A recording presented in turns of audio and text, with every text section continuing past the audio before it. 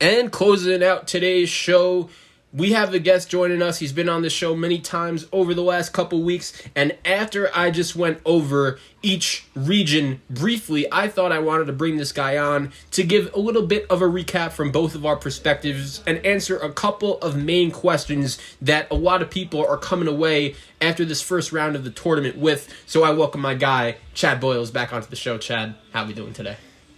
Excited to be here, man. Every time we talked over the last month or so, just keeps the build up, just keeps growing. So absolutely, man. And it was a crazy weekend of college hoops. We go from 68 teams to 16 teams that are left standing. And let's go across this bracket, my guy.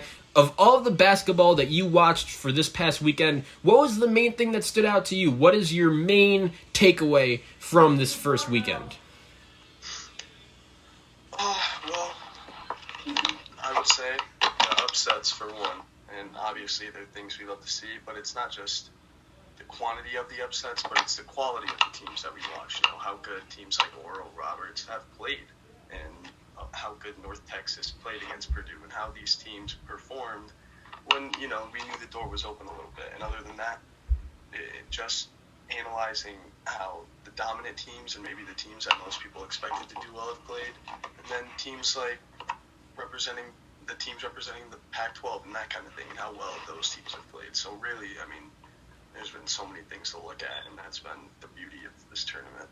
Absolutely. I think that when you look at teams like Oral Roberts and you look at a team like North Texas and some of the other teams, that Abilene Christian even, that were really able to pull off the big upsets, I thought that from now until even like the last 8 or 9 years, we are starting to see that gap between the 3, 4, 5 seeds and the 11, 12, 13 seeds. We're starting to see that gap decrease a little bit just because we know that these teams that are on the 12 and 13 and 14 line, they won their way into this tournament and they came in with confidence, and I think that showed in these games. Yeah, absolutely. And that's why it's so funny watching these mid-majors, these 13, these 12 seeds play, is because, you know, when you're a more experienced team playing in bigger conferences with more talent on those teams, you have more variability in the way you can play, and it's nice seeing upsets happen because these teams stick to their guns and they know what they have to do. They play one way, and then they use that to propel themselves over teams that, you know, aren't quite used to seeing things like that. And that's you know, that's how Oral Roberts has been able to get here. You know, they know that they're going to win by outscoring teams and being able to last and being able to, you know, be gritty and win the hustle points, and that's exactly what they've done.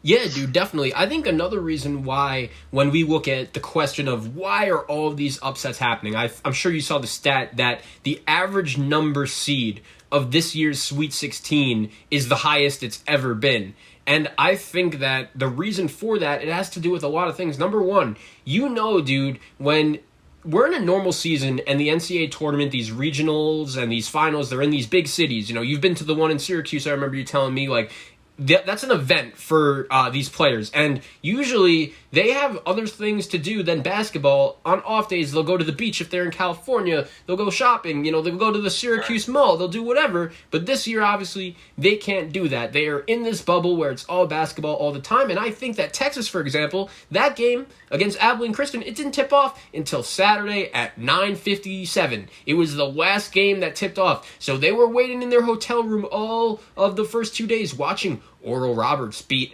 Ohio State, watching North Texas win. It's like when you're on the floor as a former player, I'm sure you could relate to this. Like, you don't want to get upset. You have that nervous feeling in your stomach. You know, you don't want to be the next team that gets upset. And I think that could have had a little bit of an effect as well.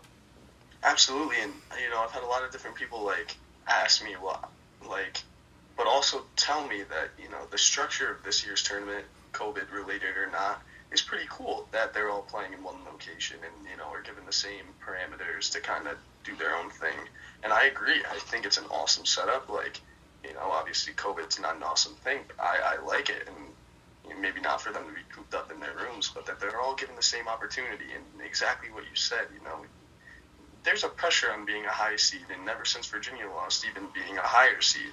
So, and the same thing when you're a 12, 13, 14 is that you see upsets, you see them grow every year, and you start to believe, why can't we do something like this? And teams like Abilene Christian, Oral Roberts, North Texas, Ohio, they come out with this fire and this willing to, get dirty and do what they have to do to win games. You see how excited the benches are and stuff like that. Like the coaches dancing with the players after the game. Yeah, all that typical March stuff that we love. Right. It's awesome energy. It's awesome energy, and it's a shame the fans can't be there. Absolutely. It's cool to see a team like Oral Roberts, the second number 2 seed in the history of college basketball, to make it to the as a 15 seed, to make it to the Sweet 16, joining Florida Gulf Coast. But another storyline in this tournament that I wanted to talk to you about is the Big Ten, the league that everyone was saying throughout college basketball season, and even the Big 12. I think we can put them in the same category, that both of these conferences were considered to be the best 2 conferences in college basketball to many. And we look at the Sweet 16, and there's one Big 10 team in Michigan, there's one Big 12 team in Baylor that's left, and everyone else is gone. And I think that there are different reasons for each conference. I wanted to start off with the Big 10.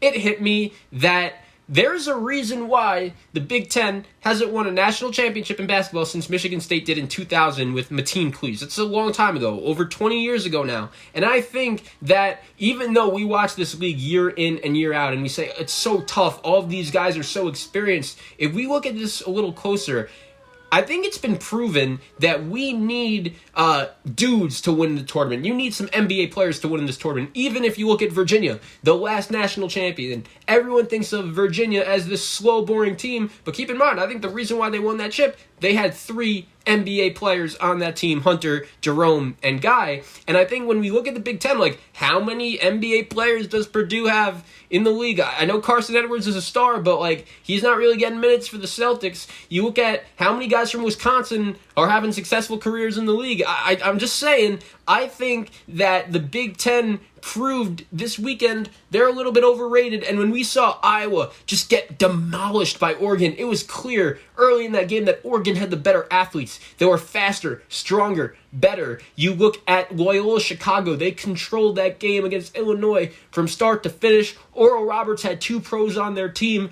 and they were able to win that game by themselves. What's up with the Big Ten, man? Why can't they win in the tournament?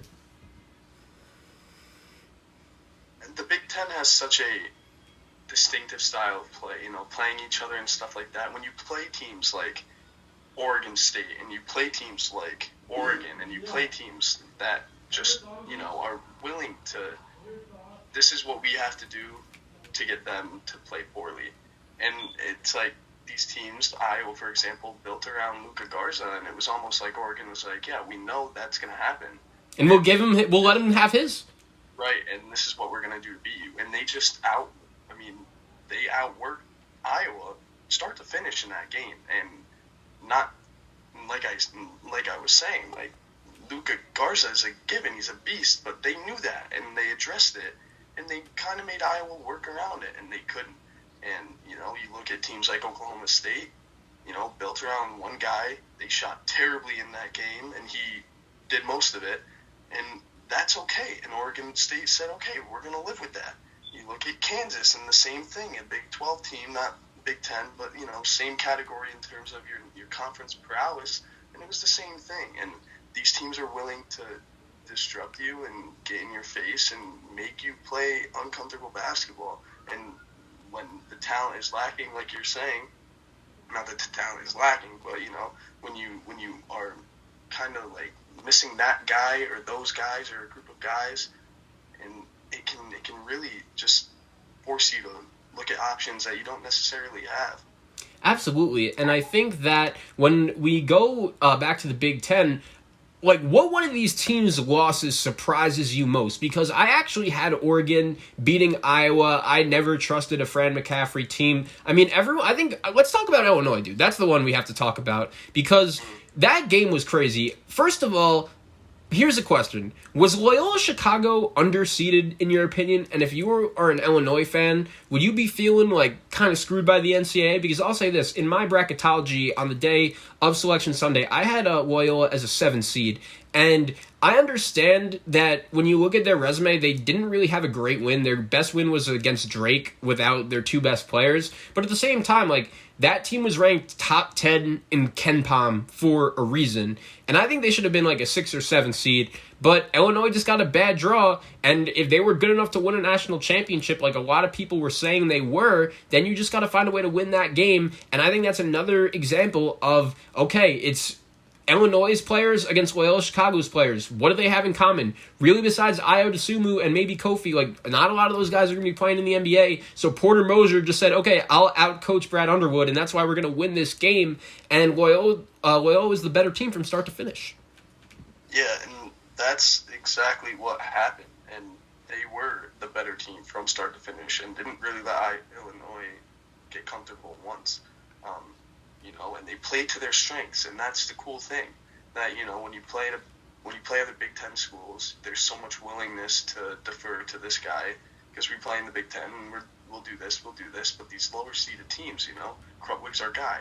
That's who we're going to play around, and their ability to do that, and Porter Moser's ability to coach that style and be so set on playing that style of basketball, just really translates, and it did that, and Illinois had no response for it. That was going to be my answer to the most surprising Big Ten result. So yeah, I mean, you're hitting it all on the head. Whether they were underseeded or not, you can make the argument. A 26-4 regular season record, Loyola Chicago, maybe based on their history. Yeah, that's the thing. You would have to be doing it based on their history, which is unfair. Like, I get it. Right. So, but yeah, at the same point, like, it's okay to, like, address whether a team was underseeded or not. But when you're the number one seed in that region, you should feel pretty confident that, like, even if they were maybe a 6 or a 7, that you'd still have to play them. And if you weren't playing them, you were playing the 2 seed. Like, you got to have a willingness to almost be confident in playing those kind of games early, and Illinois just didn't show any confidence. Let me run this by you, bro. I think if Moses Wright plays, I think Georgia Tech beats them. Like that could be a different history. That COVID absence could affect this whole tournament, man. It's crazy. It really is, and I heard people saying it after the Oregon win too, that like, oh, VCU would have given them a better game than that, and maybe they would have. And that's a shame. But yeah, me and you were texting during that Georgia Tech game, and that easily, was a game that Georgia Tech looked miles better than Loyola, especially early. And so that was a shame, because I remember how, confident me and you were, and maybe Georgia Tech being the team to bounce Illinois, and then that came out, and that was just gut-wrenching. But, Loyola Chicago, there's no reason to doubt their ability after Saturday or Sunday, whatever. So I think when we look at the Big 12, dude, I think that, okay, maybe we could make the argument that this conference is overrated, but at the same time, like, I just think the teams that didn't make it were showing signs they weren't going to make it, like, towards the back end of the season. Besides Texas, really. I was someone that had Texas and Baylor both going far in the tournament, but I had West Virginia losing in the round of 32. That didn't shock me at all. Obviously, Oklahoma losing to Gonzaga. No one's shocked by that. I think the one surprising one's Oklahoma State, but dude, I'll say this. Like, Oregon State was making shots.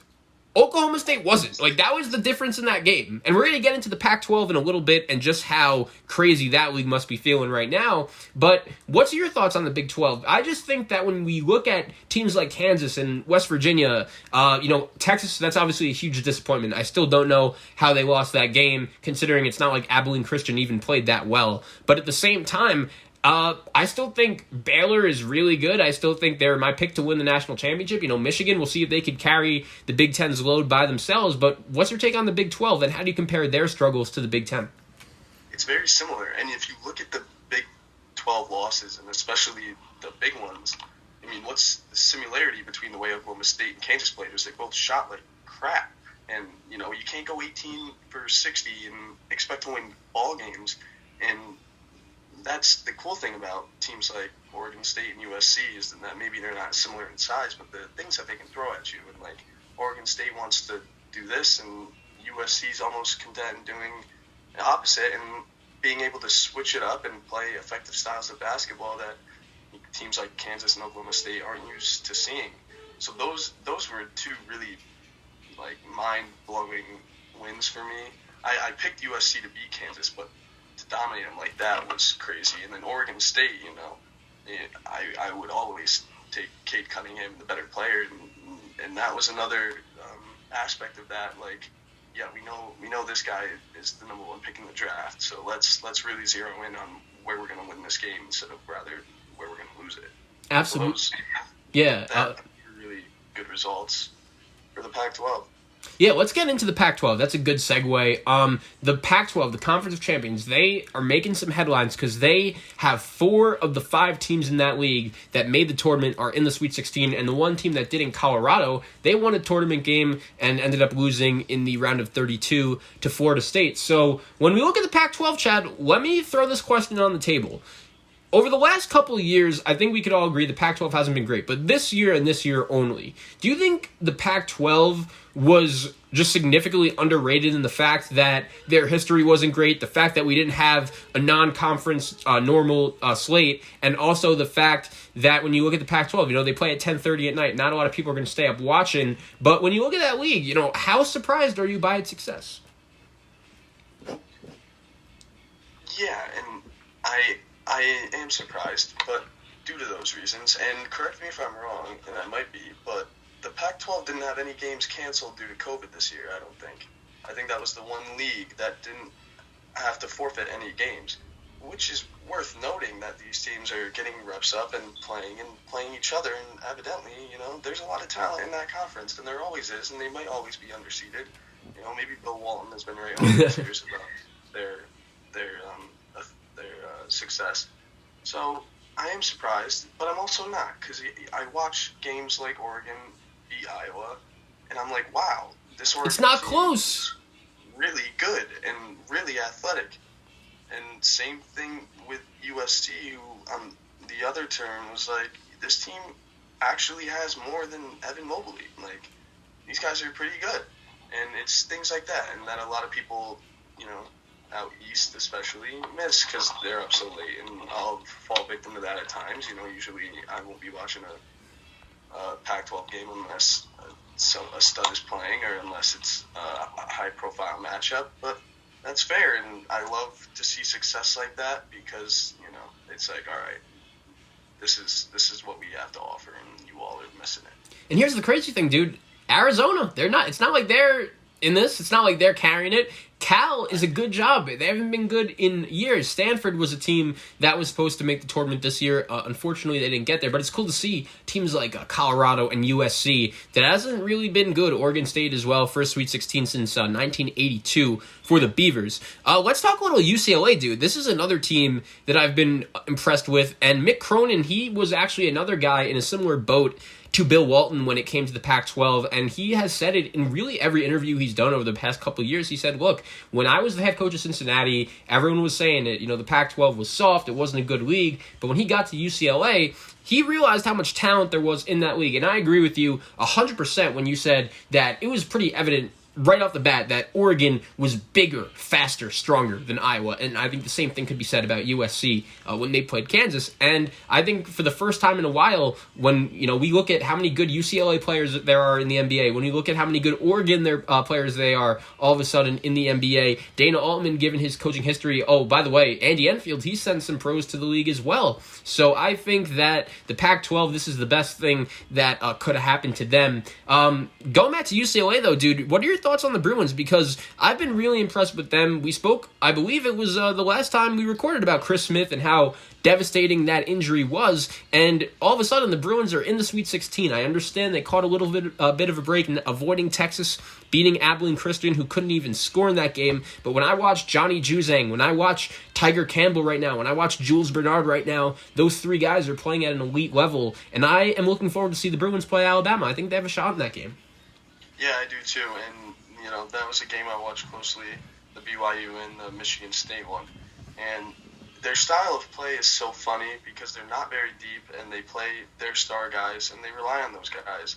And even against BYU, they won that game because they hit a few more threes, and that's what you're looking at when you get UCLA. And it's they throw this traditional style at you with the same guys, and they're just outlasting people, and that's what their game plan is. Let's hit more shots. Let's do this, and let's limit the looks that we give them. You know, they're live and die by creating more opportunities than their opposition, and it's, you know, that sounds basic because that's basketball, but it's really interesting how one guy can have it going one night and one guy can have it going the other night, but it's the same group of guys, and they've really just gotten a feel for each other throughout the year, and that they've become a pretty fun team to watch in this tournament. Like, and even beating Abilene Christian, who isn't nobody per se, that was a game that, you know, I'm sure Abilene Christian was like, all right, we just beat the 3 seed, let's get it,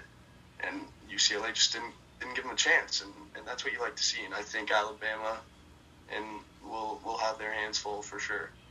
All right, Chad, I just wanted to say once again, thank you so much for joining me. Always great to talk college basketball with you. You'll be back later in the week after we know who the Final Four is. Once again, crazy how quick this tournament's going by, but thanks for joining me once again, my guy. Always, man. I'll be in contact. Later, bro. Have a good one.